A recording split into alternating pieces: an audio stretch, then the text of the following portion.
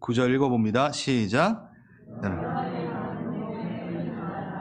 마음은 은혜로서 굳게함이 아름답고 음식으로서 한 것이 아니니.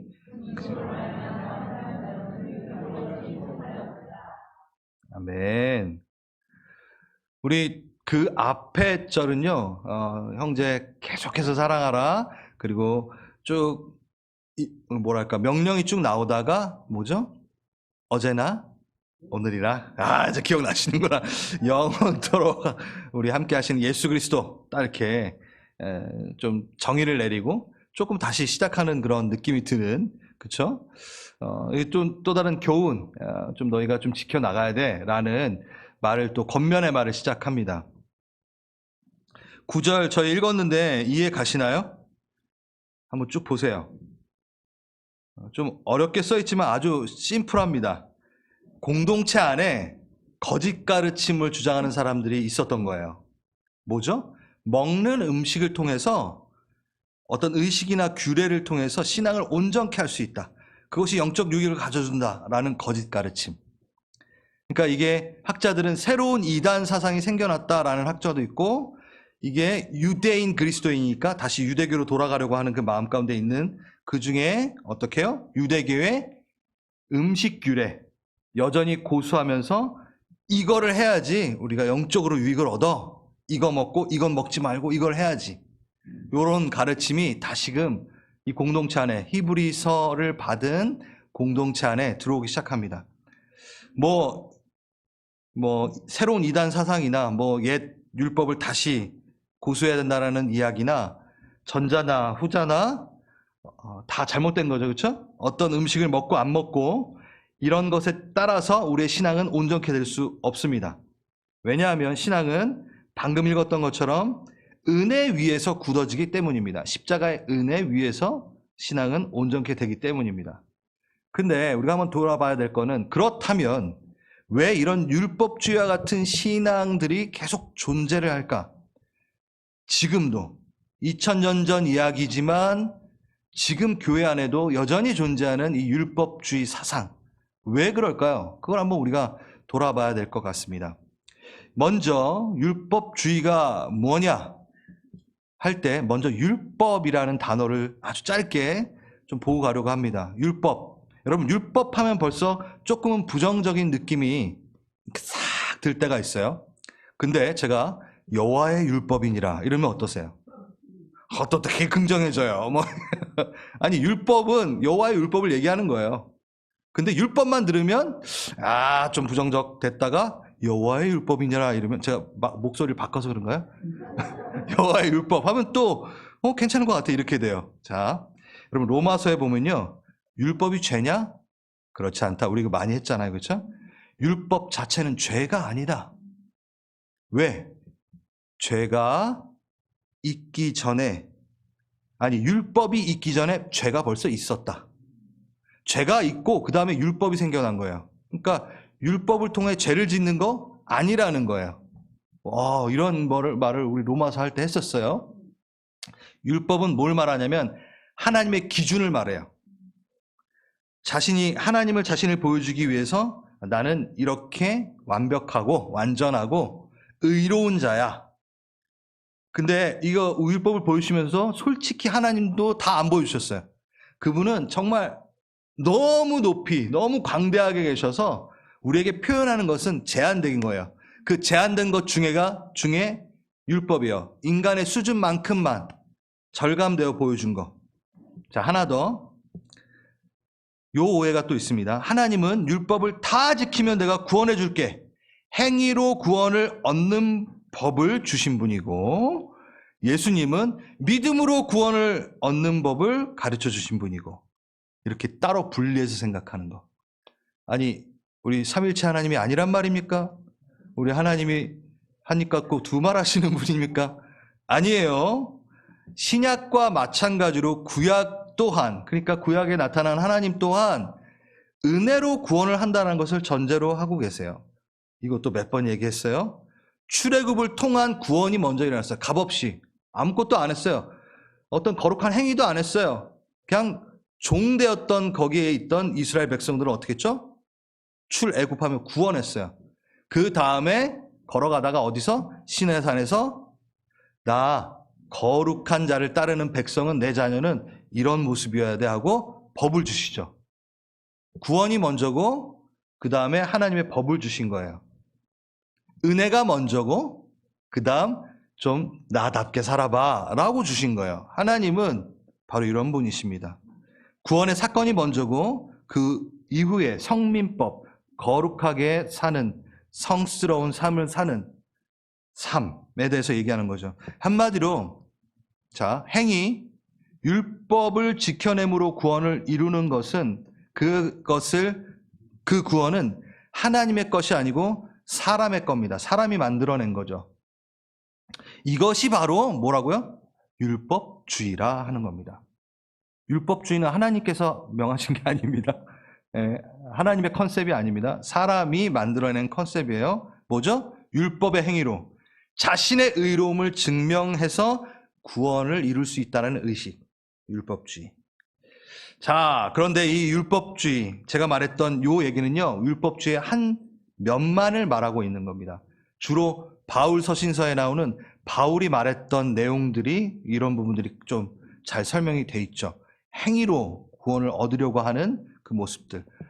근데 솔직히 현대 교회에서는요, 이러한 형태와 주장은 많이 줄어들었어요. 우리 하도 교육을 잘 받아가지고 이제 행위로는 구원 못 받는다라는 그 교육을 많이 받았으니까. 근데 오히려 너무 믿음만 강조하다 보니까 아예 행위가 없어진, 행함이 없어진 기독교의 모습이 생길 정도로 이제는 이 부분에 대해서 우리가 클리어합니다. 그런데 제가 앞서 말했듯이 한 면만 보면 요건데 또 다른 면은 율법주의의 또 다른 면은 지금 우리 시대에게 아주 중요하게 고찰해봐야 될 율법주의라는 거죠. 이게 뭐냐면요. 왜 이런 율법주의가 생겨나고 여전히 있을까? 왜 교회 안에 여전히 존재할까? 지금 우리 교회 안에 여전히 존재하는 율법주의의 모습의 한 단면은 예수님께서 많이 말씀하셨어요. 예수님이 말씀하신 그 율법주의 중에 한 단면의 모습은 뭐였냐면 죄 없는 자가 먼저 돌로 치라라는 요 내용. 제가 무슨 얘기하는지 끝까지 따라오시면 돼요. 바리새인과 세리의 기도. 여러분 다 어떨까요? 나는 지켰고 쟤는 안 지켰어. 나는 잘났고 쟤는 돌 맞아 죽어야 돼. 나는 율법을 참 잘 지켜. 그리고 쟤는 못 지켜. 나 죄인보다 저 세리의 기도보다 세리보다 내가 낫지 않습니까? 라고 바리새인이 기도하거든요. 그게 바로 예수님께서 말씀하시는 그러니까 행위를 통해 구원을 얻는 것 이것보다 지금 우리에게 무슨 단면을 보여주시냐면 잠재적 율법주의자들 까딱하면 금방 율법주의자가 될 사람들의 모습들 그게 뭐냐면 타의의 불의함을 부각시켜서 자신의 의로움을 높이고 강조하여 내가 자랑거리가 되어지는 율법주의. 그러니까 율법주의는 되게 매력적이에요. 그래서 이 시대의 율법주의는요 정말 매력적이에요. 왜요? 되게 신앙이 좋아 보이거든요. 나는 좀 지켜. 근데 쟤는 멀었어. 이게 이해가 안 돼? 난 다 이해됐는데? 여러분 이게 율법주의가 아닌 것 같죠? 이게 율법주의의 한 단면이에요. 왜? 나는 의로와 나는 더 나아. 나는 잘 지키고 있어. 그러니 내가 더 의로운 사람이지 라는 게 안에 섞여 있는 거죠. 비교라는 수단을 통해서 자신의 신앙에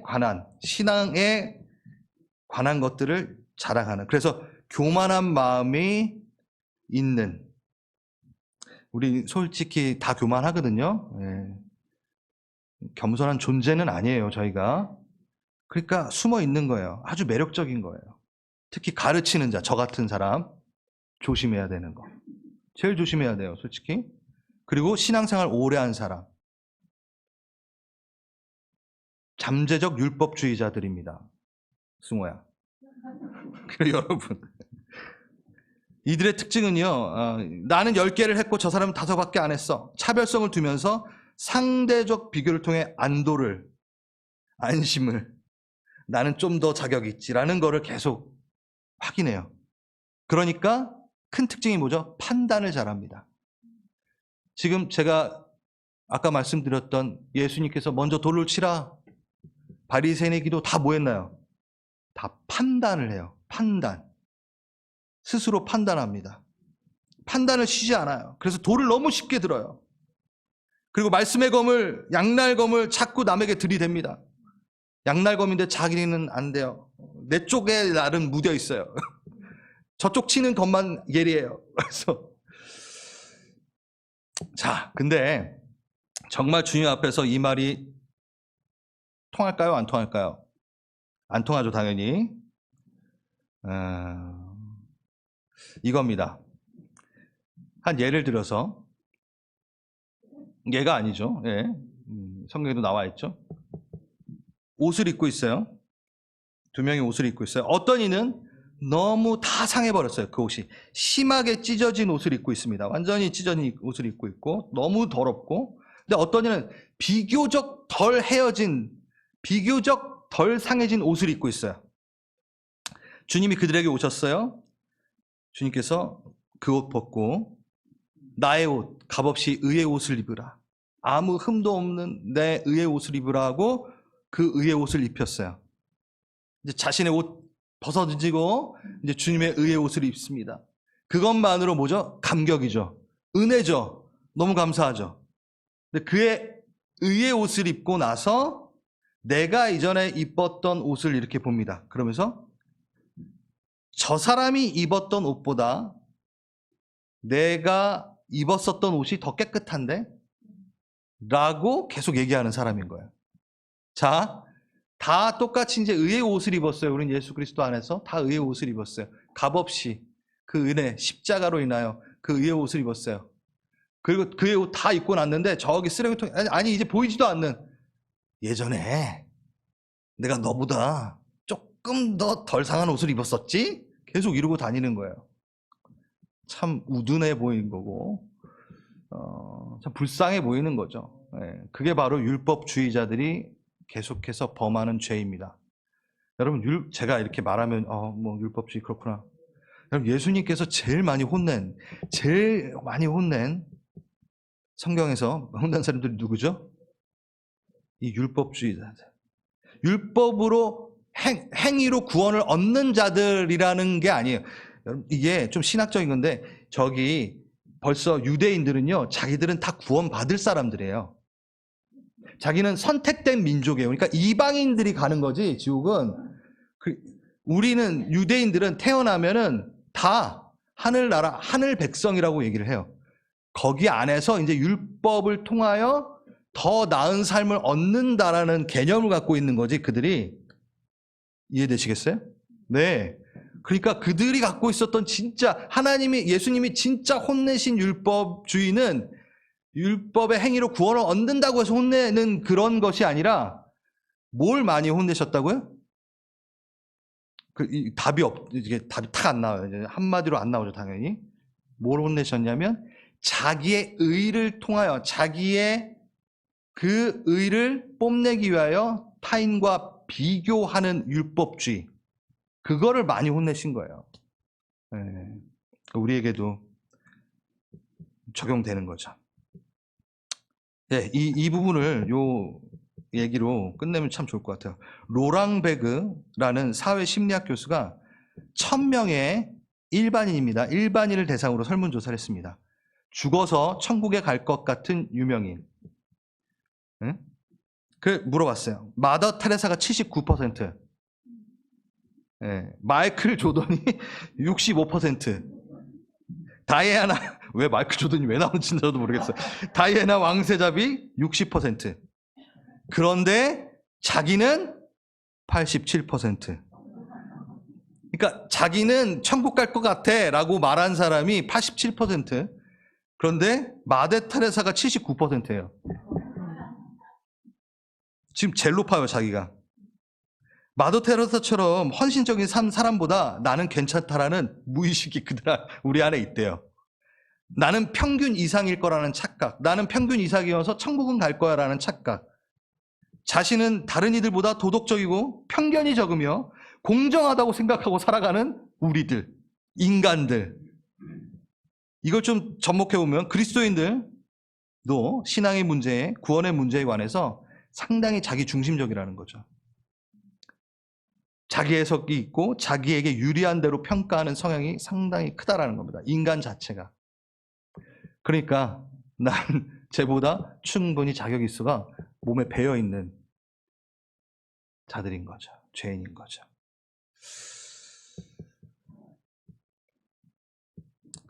우리 이거 하나님 앞에 해결 받아야 되는 것들이에요. 내가 교만하게 판단하고 있는 모든 것들을 내려놓으십시오. 은연중에 내가 저 사람보다 더 많이 깨달아 알고 있다, 내 섬김이 더 귀하다, 다 버리세요. 예수님 지금 오시면 제일 많이 혼나는 분들이 그런 분들입니다. 바로 접니다. 그렇죠. 너무 쉽게 무너질 수 있는 게 가르치는 자거든요. 조심하겠습니다. 주님. 10절. 자, 우리에게 제단이 있는데 장막에서 섬기는 자들은 그 제단에서 먹을 권한이 없나니. 이 우리에게는요, 지금 이 히브리서 받은 유대교에서 나온 그리스도인들을 얘기하고요, 장막에서 섬기는 자는 여전히 유대교 성전에서 섬기는 이들을 말합니다. 그러니까 아직 예수 그리스도를 영접하지 못한 자들이겠죠. 근데 여기 보면은 우리는 제단이 있다. 근데 너희들은 우리의 제단에 놓인 그 제단을 먹을 권한이 없다. 그럼 누구를 말씀하시는 것 같아요?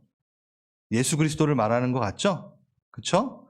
너가, 이게 좀 어려워요. 예, 이거 쭉 보시면, 나는 우리의 제단에 우리가 먹을 것은 있지만 너희는 우리의 제단에 와서 먹을 것이 없도다 라고 얘기하는 거예요. 그 유대인들 통하여.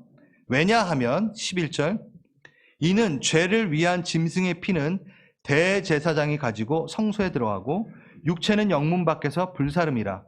이 장면이 속죄일 절기를 지내는 그 장면인데, 이 장면에 너희는 그렇게 하는데, 너희는 동물의 제사로 그렇게 하는데, 12절, 그러므로 예수도 자기 피로써 백성을 거룩하게 하려고 성문 밖에서 고난을 받으셨느니라.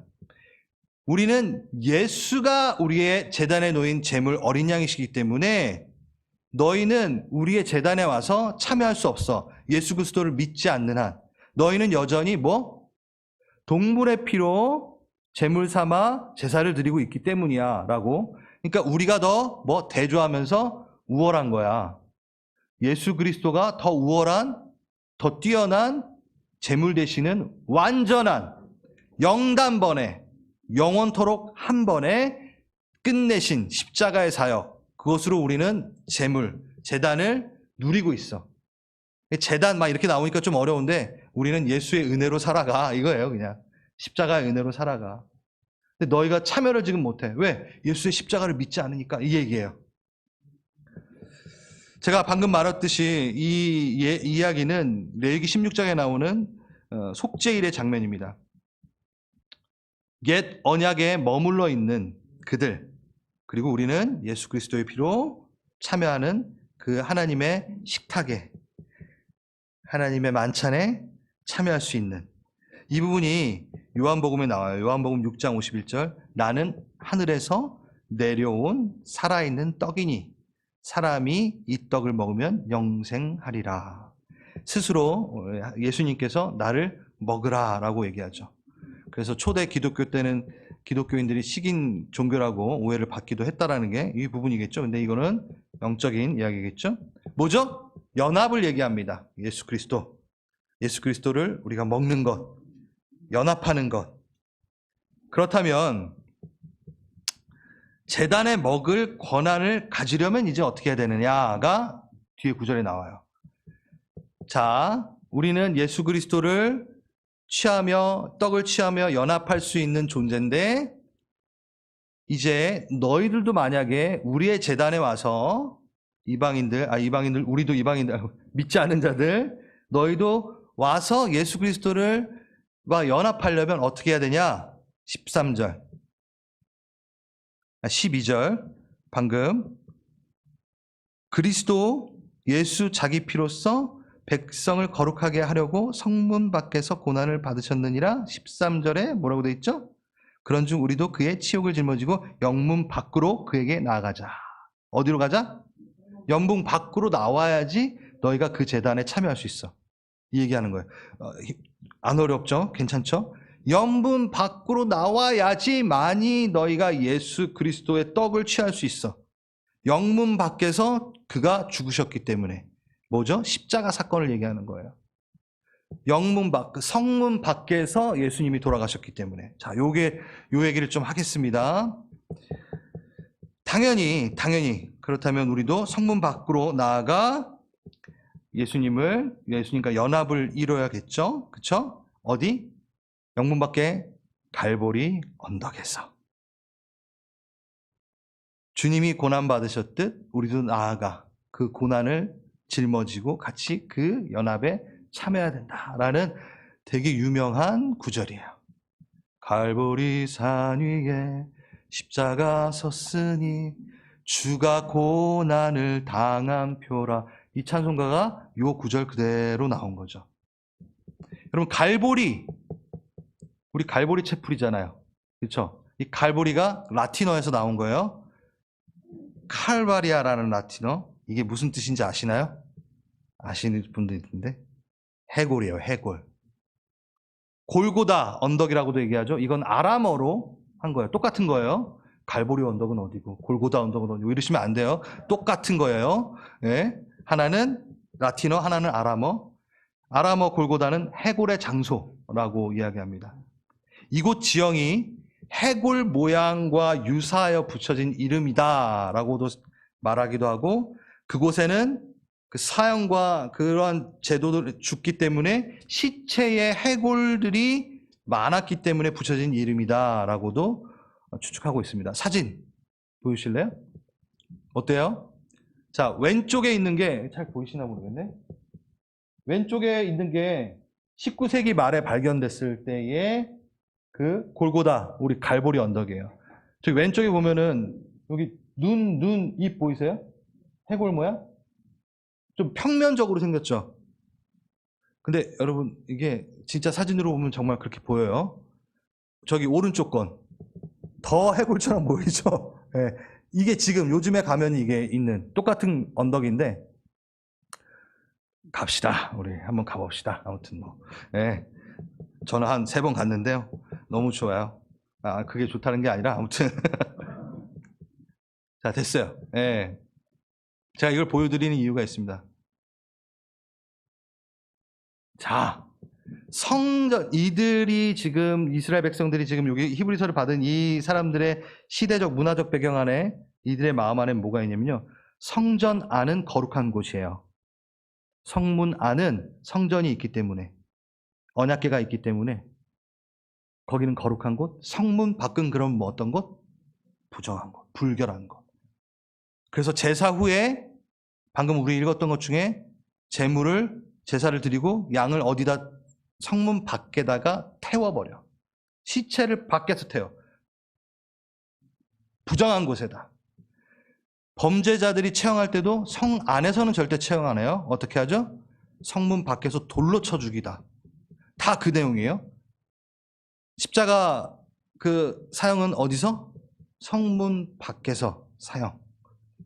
그리고 문둥병자들도 진영 밖으로 쫓겨나갑니다. 그러니까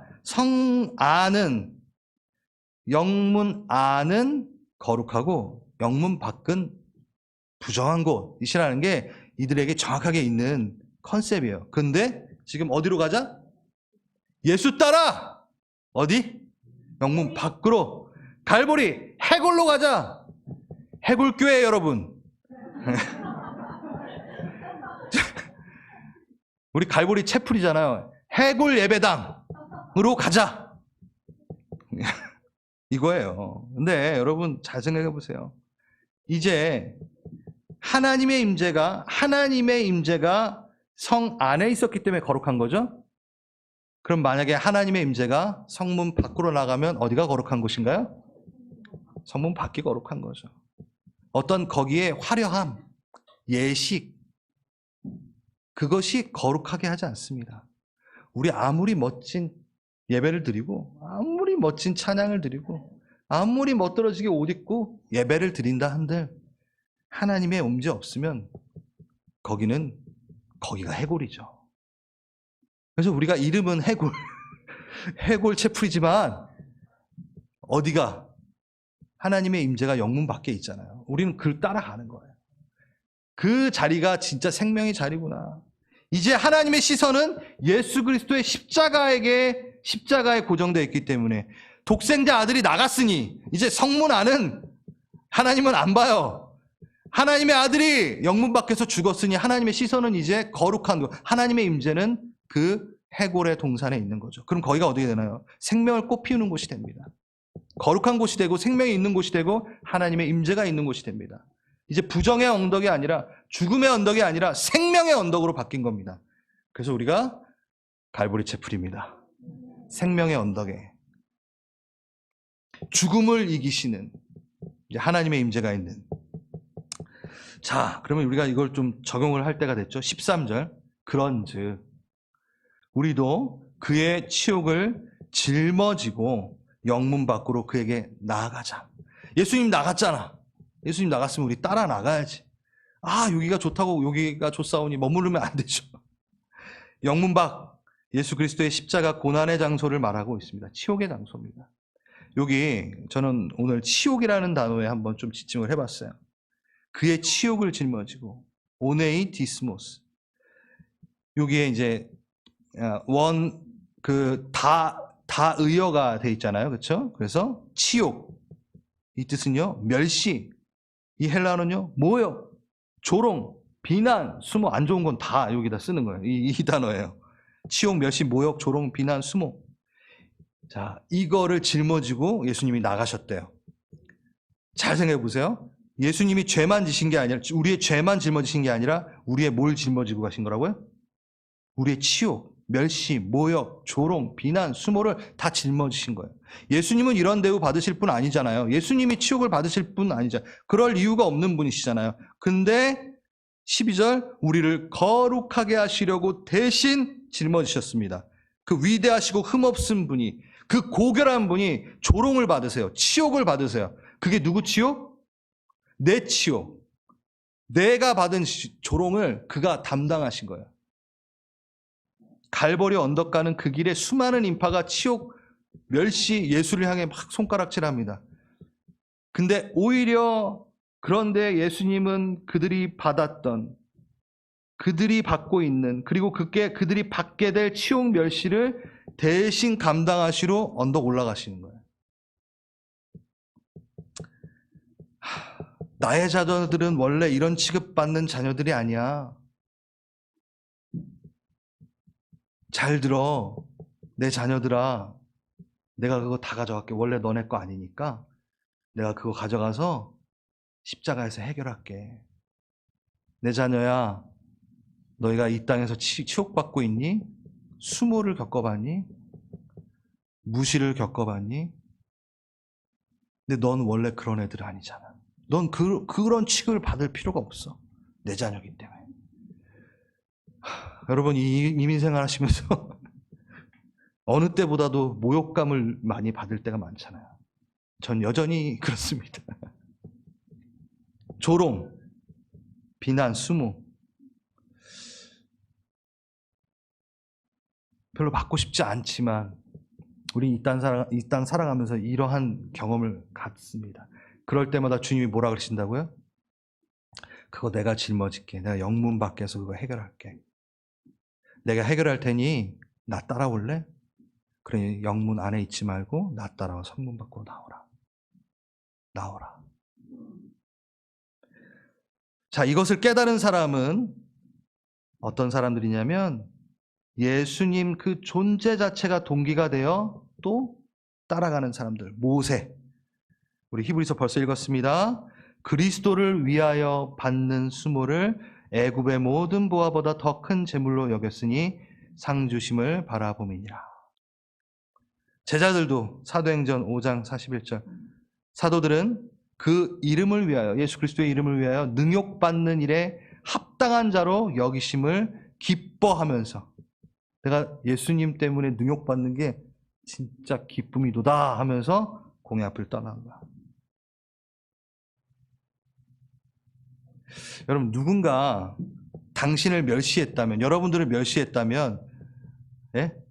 누군가를 통해 치욕을 경험했다면 여러분 제일 먼저 뭘 하시나요? 그때 날 무시해?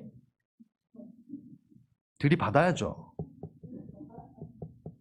복수를 다짐해야죠. 어떻게 저거를 배로 갚아줘야지. 어떻게든 사과를 받아낼 거야. 이게 우리예요. 근데 예수님 어쩌게 하셨다고요? 내가 너 치욕 내가 다 담당했으니까 너도 나 따라와. 나 십자가 지면서 그렇게 치욕을 준 그들을 용서했으니까 너도 영분 밖으로 따라와. 그러니까 너도 용서해. 그게 영문 밖으로 나오는 거야. 그게 나 따라오는 거야. 여러분, 방금 말했던 모세와 제자들은요, 정체성에 흔들림이 없었어요. 그러니까 누가 날 막 무시해도, 날 막 치욕을 나에게 막 줘도, 조롱을 해도 그거에 말리지 않아요. 왜? 내 하나님 자녀로 정체성이 바로 서 있기 때문에. 내가 너희들한테 무시당할 그런 사람 아니거든? 됐거든? 여러분, 누가 나한테 와서 야 너는 책상이야 책상, 너 좀 병원 좀 가봐야 되지 않을까? 제가 그러지 않을까요? 저한테 와가지고 넌 여자야 여자. 저 분명히 남자거든요. 여기 정체성이 확신하잖아요. 어떻게 보여줄까? 내가 5분 동안 뭐 보여줄까? 뭐. 여러분, 그게 바로 모세와 제자들이 갖고 있었던 정체성이었어요. 아무리 그들이 수치와 멸시를 막 줘도 거기에 분하지 않아요. 왜? 난 아니니까. 나는 그런 존재가 아니고 그런 취급받을 사람이 아니니까. 난 주님의 자녀니까. 나한테 와서 막 여자라 그래. 난 분명히 달고 있거든. 나는 확신이 있거든. 그러면 제가 어떻게 하겠어요? 제가 막 화내겠어요? 나 여자라 그랬어! 막 그러면서. 아니요. 웃죠. 내 안에 남자가 있으니까. 웃죠, 당연히. 난 남자거든. 너 다시 그래. 너가 좀 이상한 것 같아. 담대함입니다. 영문 밖으로 나가는 이들은 그 담대함이 있어요. 하나님의 자녀로서. 그러니까 용서하죠. 그래. 나 원래 그런 취급받아야 될 사람 아니거든. 그게 승리입니다. 용서가 승리예요. 화목이 승리예요. 왜일까요? 복음이 그러니까. 십자가 자체가 우리를 용서하신 게 십자가니까. 그러니까 따라가니까, 십자가 언덕에 따라가니까 용서를 따라가게 되는 거야. 영문 밖으로 나가셨다면 여러분 화목해 하기 때문에 화목을 이루게 된다는 건데, 영문 안으로 계속 죄송합니다. 자꾸 들어가려고 하지 마십시오. 자꾸 나는 영문 안으로 들어갈 거야. 예수님 안 따라하고 이 세상의 법칙으로 갈 거야. 그러지 마십시오. 자, 이들이 이제 마지막으로 이들의 멸시와 능력이 오히려 기쁨이 되고 상이 됐대요. 모세에게 상급이 됐대요. 기쁨이 됐대요. 이게 무슨 일일까요? 이들에겐 왜 이러한 감각들, 깨달음이 있었을까요? 왜 그럴까요? 14절이 있기 때문이었습니다. 우리가 여기에는 영구한 도성이 없으므로 장차 올 것을 찾나니.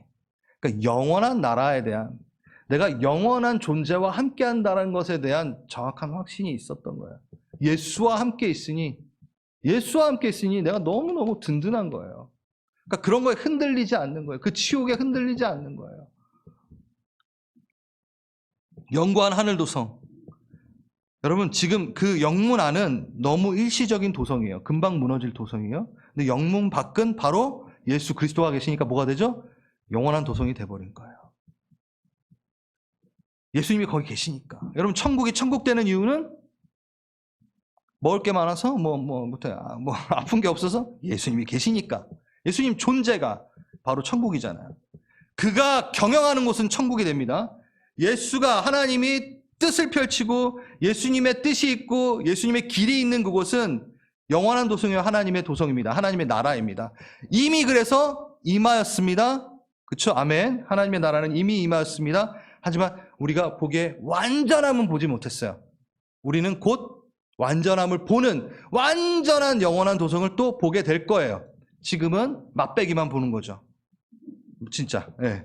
그래서 장차 올 도성, 사라질 도성 아니라 하나님께서 지으시고 경영하는 하늘의 도성.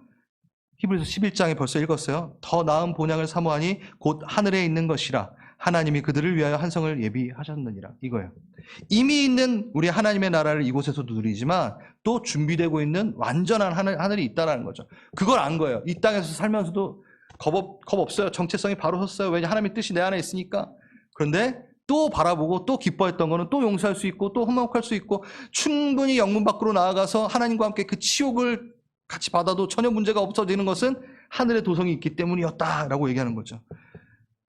여러분, 하나님의 완전한 그 도성, 그 천국이라고 우리 얘기하는 지금 우리가 누리는 것, 이 땅에서 하나님의 영광을 보죠. 우리가 봐요. 그런데 그것과 비교될 수 없는 하늘의 영광을 맛보는 곳이 됩니다. 내가 좀 아는 나라 같은데 근데 너무 신비로운 나라를 여러분은 맛보게 될 거고 다시 새롭게 받는 것처럼 그 나라를 받게 될 겁니다. 생각지도 못했던 것들을 경험하게 되는. 그래서 제가 예를 좀 들었어요. 이거는 좀 유명한 예인데 네모난 동그라미. 말이 되나요? 천국이 그런 곳이라는 거죠. 인간의 형용으로는 표현할 수 없는 네모난 동그라미가 있나요? 근데 있어요. 하늘에 사천적 세계. 인간의 형용의 아름다움을 넘어선 완전한 아름다움을 우리는 보게 될 겁니다. 그걸 기대하세요. 기대합시다. 또 하나, 온 세상이, 예를 들어서 온 세상이 검은색과 흰색으로만 돼 있다고 생각을 해보세요. 그것 좀 섞으면 뭐가 되죠? 회색이 되겠죠? 그러니까 검은색, 흰색, 여러분 옛날에 저기 컬러 TV 나오기 전에 흑백 TV 보신 분 있나요? 우리 청년들? 우리 어른 세대는 다 알겠지만 그 흑백 TV 같은 세상인 거예요. 그러니까 그게 다 전부, 그게 세상의 전부라고. 색깔의 개념이 어느 정도는 인지해요. 색깔이 있지. 근데 세 가지 색밖에 모르는 거죠. 그 상태. 근데 우리가 만약에 하늘나라 도성으로 가면은 뭐가 있어요? 빠지노초 파나 형형색색인가요? 형형색색이 막 있는 거예요. 여러분 색깔의 개념은 조금 알았으나 천국 가니까 이게 완전 다른 세상인 거예요. 와! 얘기는 좀 들은 것 같고 좀 그런 것 같은데 완전 다른 세상. 너무 아름다워. 그러니까 이 땅에서는 형용할 수 없는 아름다움을 그곳에 맛본다라고 했을 때 전 이 예화가 참 좋은 것 같아요. 흑백 세상에 있다가 컬러풀한 세상을 딱 처음 만났을 때 우리의 기분이 어떤가요? 여러분, 이거 준비한 건 아닌데 유튜브에 보면은 생맹인가 뭐 이러신 분들 안경을 이렇게 새로 주면은 막 와 색깔이 이런 게 있어서 하면서 되게 좋아하시는 것들이 막 울면서 그런 거 있어요. 제가 나중에 한번 전체 카톡방에 올려드릴게요. 막 즐거워하는데 그래 이건 것 같아. 뭐 조금은 알아. 뭐 그 개념은 아는데 이제 올라가니까 완전히 그 개념 가운데 뛰어넘는 내 생각과 내 어떤 상상을 뛰어넘는 일들이 있다는 거죠. 그 도성을 여러분 주님께서 준비하고 계십니다. 누구에게만? 영문 밖으로 나온 이에게만. 여러분 영문 밖에 주님이 계시잖아요. 그럼 주님 만나려면 어디로 가야 되죠? 영문 밖으로 나가야죠. 두려워하지 마십시오. 그것은 생명의 장소입니다. 세상 사람들은 그곳을 계속 해골이라고 얘기할 거예요. 손해 볼 거야. 그리스도인이 되면은 그 사단의 속삭임에 속지 마십시오. 성 안으로 들어와. 여기가 더 화려하지 않아? 여기가 더 익숙하지 않아? 더 사회적인 보장제도가 여기 안에 있어. 근데 왜 거기 불결한 곳으로, 부정한 곳으로 나아가려고 해? 돌아와. 세상 가치관대로 살아. 그러다가 천국 가기 전에, 거기 죽기 전에 하나님 예수 그리스도 믿습니다 하고 가. 말도 안 되는 거짓말하는 그들에게 여러분 휩싸이지 마시고 지금부터 영분 밖으로 나갑시다. 하나님의 가치관대로 한번 살아봅시다. 그 십자가대로 한번 살아봅시다. 그때 여러분에게 영원한 도성이 너무 이게 뭐랄까요? 예수님 딱 처음 만나면 여러분 어떠실 것 같아요? 상상해 보셨어요? 예수님 제일 먼저 만나서 하고 싶은 말, 자기가 자주 하는 말인데 예수님 딱 처음 만나면 무슨 대화를 하실 건가요? 보고 싶었어요. 그거 맞아요. 왜냐하면 직접 보게 되기 때문에 그 말을 하지만 어떤 대화를? 어제 했던 대화를 우리는 하는 겁니다. 너무 오랜만에 대화하지 마십시오. 올라가서 너무 어색해. 예수님이랑 얘기도 한 번도 안 했는데 천국 간대. 여러분 곤욕이지 않아요? 안 친한데 왜 가요 거길? 거긴 예수님이 계신 곳이라니까요. 근데 난 천국은 가고 싶어. 거기 예수님이 다스린다니까요. 지금부터 예수님의 다스림이 싫으신 분은 왜 가요? 진짜 그래요. 거긴 예수님의 뜻이 펼쳐지는 곳이에요. 근데 지금 예수님의 뜻이 별로 안 좋아. 그럼 왜 가? 왜 가려고 해요?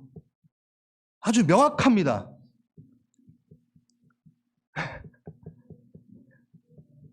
우리가 했던 대로 가서 또 해야 되는 거예요. 우리가 했던 대화를 들고 그 나라 올라가는 거예요. 그 나라는 문화입니다. 이건 다음 주에 to be continued. 찬양의 제사를 드리는 다음 주에 설교로 이어가도록 하겠습니다. 우리 다 함께 일어나시겠습니다.